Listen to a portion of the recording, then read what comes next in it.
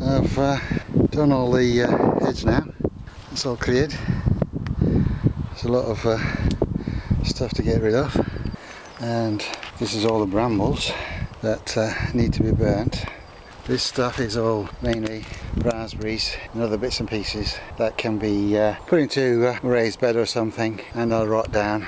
Obviously I'm not going to put brambles in there, so they'll get burnt. This area is now cleared. That big gooseberry's gone to a new home, and this will be moving out soon. And this area at the back is being cleared. There's a lot of carpet, lifting a lot of carpet, and underneath this carpet is more carpet, and then there's all this stuff, which is like plastic underlay thing. It just keeps falling apart. You just can't lift it, so it has to be taken up bit by bit, put in a bucket. But I'll get there, I'll get there. This apple tree obviously is not healthy. The more or less girdle, there's very little bark on it now. All this stuff here is now cracked and broken off. There's just that tiny bit there, so that's not going to keep this happy. So it's got to go, unfortunately. Right, this is the stump that I burnt in the barrel, and I'm pretty sure that it'd be dead if it wasn't for this moss, but that was a little while ago, so whether it's new moss or it managed to survive the fire, I don't know. So they've given it a bit of a heft. It does feel like it's moving a bit, so what I'm going to do is dig around the roots and try and break it off under the ground.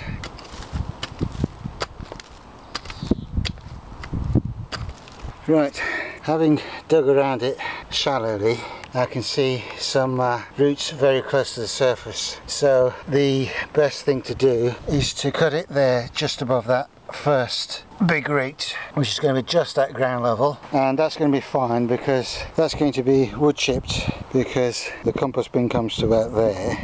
So this area is going to be path and wood chipped, so if I can just cut it so that I don't trip over it, that'll be fine. I've had to go with this saw. It's hardly made a dent in it, so that needs a power tool. And the reason I'm out of breath is I've been digging and huffing and puffing and swearing, but yeah, that's not coming out easily. So the next job is to deal with this apple tree, but I think I'll go and have a coffee first. It's time to take this tree down, so I'm just going to lop off a few branches before I release it, because it's going to fall over. So I'm going to cut the top branches off before I let it go. I'll put these in well.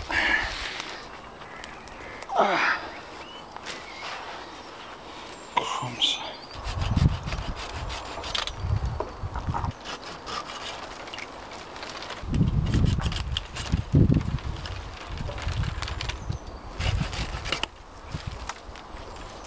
Right, the top's gone, so I can undo all those ties.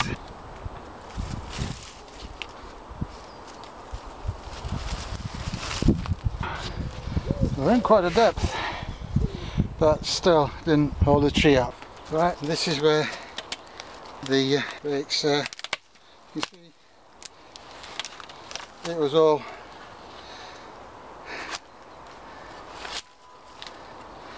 you can see that it was all basically rotten, apart from this little bit that was green and this little bit that was green.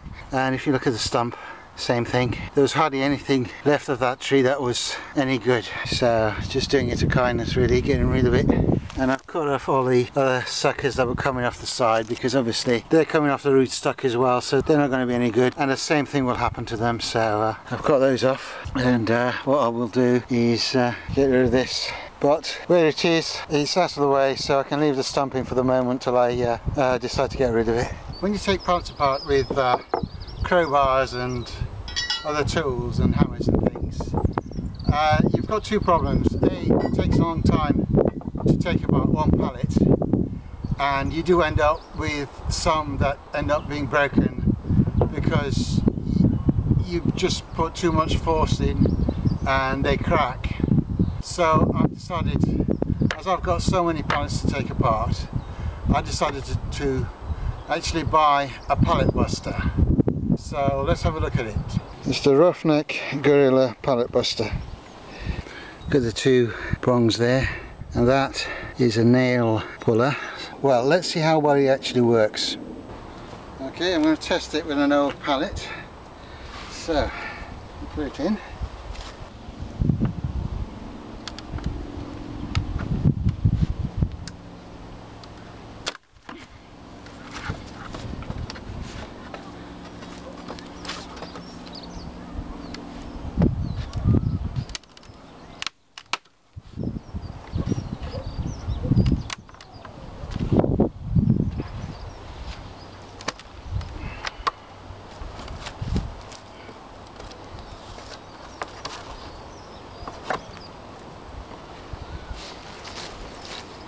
This is an old pallet, so I don't expect it to be that strong, so I'll see how this goes.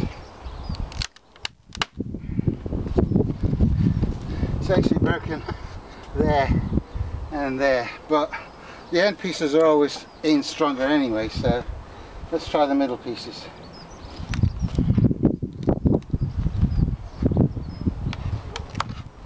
Oh, these are coming out a lot easier. So it's the end pieces that really, because they're really nailed in tight, but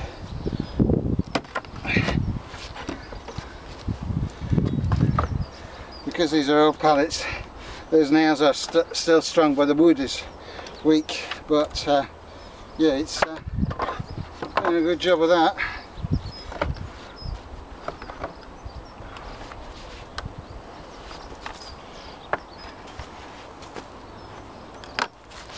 Yep.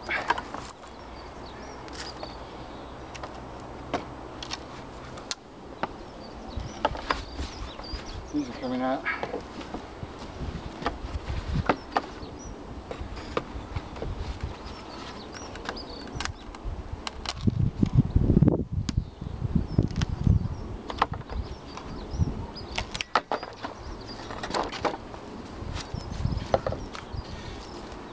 Yeah, so let's pull these two out easily. Considering this was an old pallet, no cracks, no broken bits. This one, because it's old, it actually cracked there when I put the pressure on it, rather than try and pull that, it actually cracked here. When I put the pressure on, this is where the buster was, because it had all these nails. Rather than pull those out, it actually put the pressure on the bit of wood that was weak, and the same at this end. But these other pieces have come out. Obviously I've got to take the nails out, but that's to be expected. But yeah, I should be able to go through these quite quickly. These pallets have been sitting here in the rain the last couple of years, and I don't know how old they were before then. And this one, you can see, was on the ground, and it started to actually rot, that piece. So it's not surprising that some of them crack.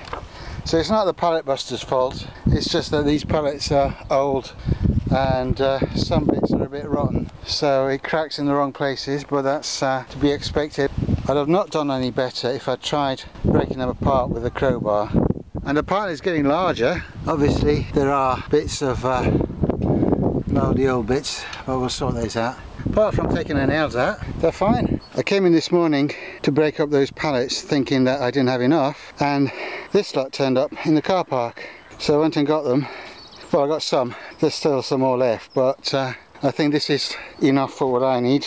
So the rest are there for somebody else.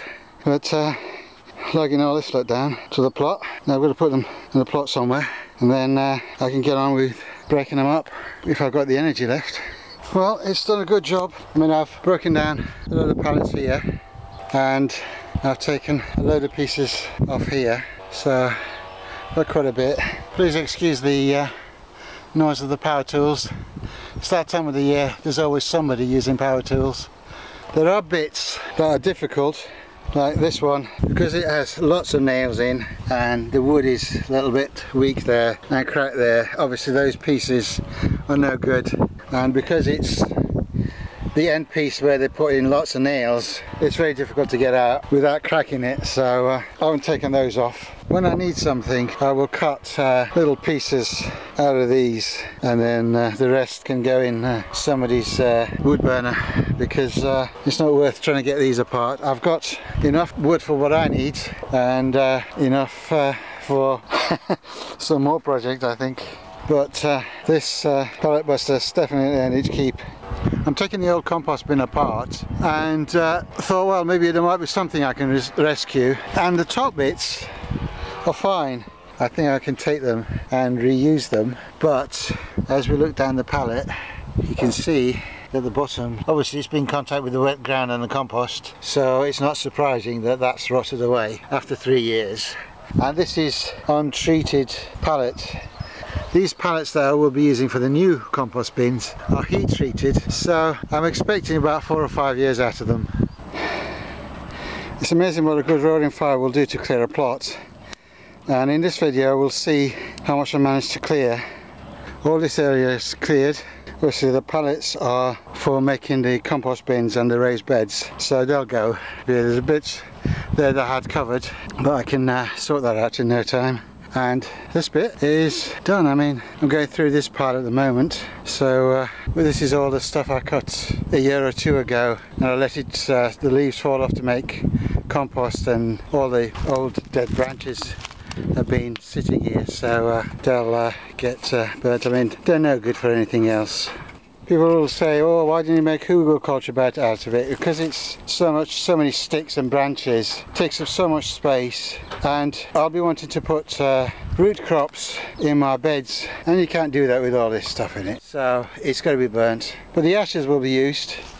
Right, it's the morning after the fire, and this area is all cleared. Obviously the pallets are for the compost bins at the back and the raised beds here, so they'll get used up, and any little bits like this that are cracked and no use will go to my neighbour, who will use it in his wood burning heater to heat up his greenhouse. And once that's taken out, I can sort this area out, which is quite lumpy, bits and pieces all over the place. There were some bits of wooden things that were here from before I got the plots, but they're all treated wood, and this MDF stuff and other treated wood which I don't want to put in a fire, so they'll have to go in the skip. And there's a few other bits of rubbish here that I will sort out. This was here from before I got the plot. I'll just throw them out when we get a skip. But yeah, this area is clear now, and I can lift this carpet now, because all this carpet runs down that way, and there's all those branches on top of it, so I couldn't lift it. So I can do that and clear this area.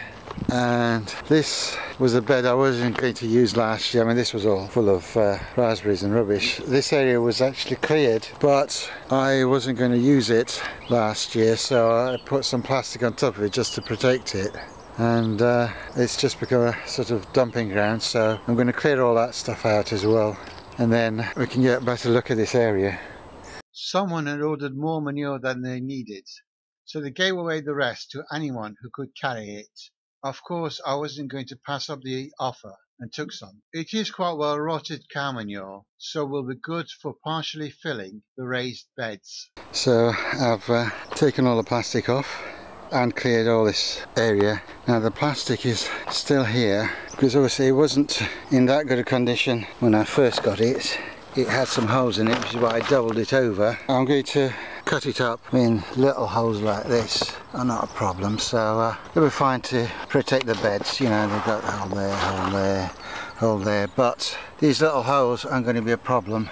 So I'm going to use it as in some places like the onion beds, because I really don't want to be spending loads of time every week weeding onions. So I'm going to use this plastic. It's at the end of its life anyway. It's going to get one more use. When I put it on the beds, it'll last a few years, and then it's going to go in the domestic incinerator, which the council uses to heat places like the swimming pools and things. So it's not going to go back into the environment, but I'll get a few more years out of it yet. Obviously I don't need any more big sheets of plastic, and because it's got holes all over the place, I don't think anybody else will want it. So I'll try and make the best use of it for as long as possible. This ground, now that everything's gone, you can see it's quite uneven and lumpy. But what amazes me is all these weeds all over the place. I mean, they've only been out 5 minutes. I'm still out of breath from removing the plastic. And look at them, ready to go. Obviously they've been under this plastic for well over a year. And look at them. People say, oh yeah, just throw a bit of cardboard down and in 6 months the weeds will be gone. These things don't go in 6 months. Maybe you can get rid of long grass that way, but serious weeds, you won't get rid of them that easily. So basically this is where the edge of the plastic was, and there was a couple of roots that still haven't dug up yet, but I'll get to those. I'll get rid of those, that won't take long. But yeah, this area is quite uneven, lumpy bits. If you can see, it's quite rough. So there's going to be a little bit of a levelling job, but it's going to be done quick because our friend the nettles are ready to go. They're up and at it. The dock is ready to go as well. Right, that plastic is gone, and I've cut it for the beds. So I put 2 here and another piece here where the onion bed is going to go. So I've put it up there for the moment, ready to be used. And someone was giving away this bar, so I'm going to use that as a container. Now this has got a lot of holes drilled at the bottom, so it's going to have even more drainage than a normal bath, because normal bath has only got the plug hole, but this has got a lot more, so it would do well for things like Mediterranean herbs. The handsaw couldn't cope with some jobs, so I bought a reciprocating saw. It's a DeWalt DC 380 model, and I bought the bare unit because it uses the XR system where the same batteries fit multiple tools. So all I've had to do is buy the bare unit because I've already got the batteries and the charger for my drill. So that obviously works out cheaper, and you don't need a different battery and charger for each tool. And I just bought this other saw blade separately. Right, so let's get into it.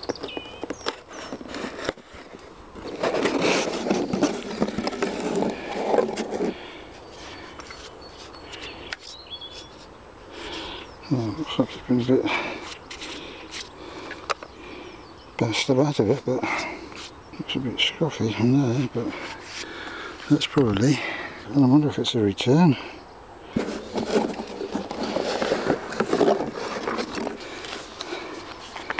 It comes with a great big manual, but real men don't read manuals, so I'll not bore you with that. Okay, so just remove the sticker from there, put the battery in there. Okay, so it's got a lock on there so I can lock it, so that doesn't operate when I don't want it to. And it's good. Right, that seems to be working. Right, so I'll put the blade in. Now you can adjust this shoe so it will cut in different directions, but for the moment all I need to do is to put it in.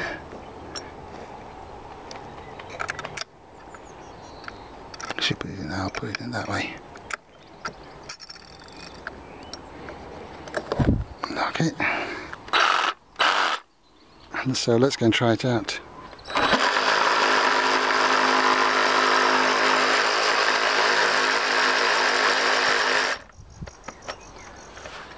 Yep, that seems to be going through the pallet okay. So let's try it on this branch. I will be removing this stump later, but I just wanted to try it out on this branch and see how it goes.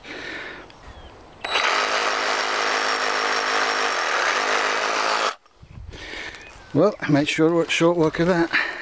Right, I'm going to give it a really good test now. This is the stump that I tried to burn out when I had this barrel over the top of it. So that will have killed off the roots, but there's still quite a bit of woody bits, as you can see. So I'm going to try and cut it. So I've dug around it so as not to damage the blade, cutting into the ground, and then I can cut it fairly close to the ground. And then, because it's going to be wood chipped, this area, this is where the compost bins are going to go, and this is going to be wood chipped. So once it's wood chipped on top, it'll be fine. So I can get it close to the ground level.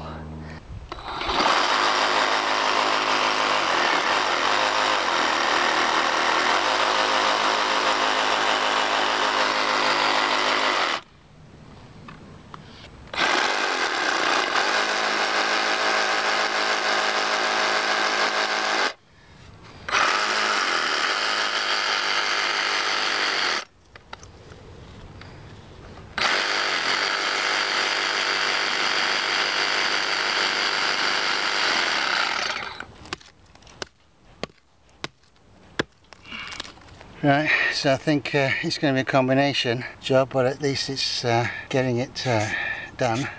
Right, pulling this stump is proving more difficult than I thought because I'm not digging it out, and trying to cut it is more difficult than I thought with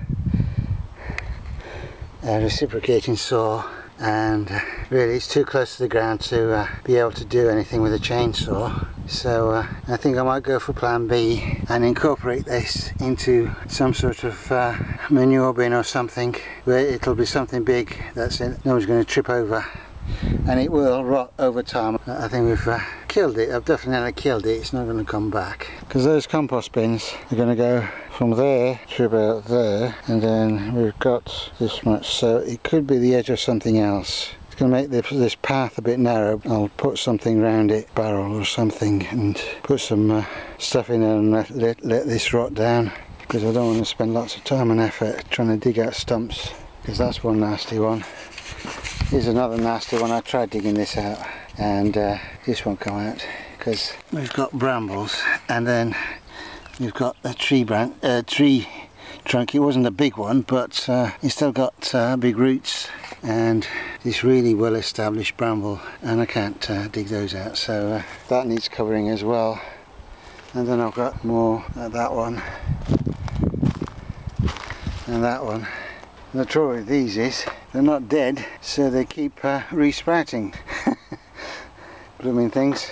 So I'll cover them up with something and try and give it time to rot.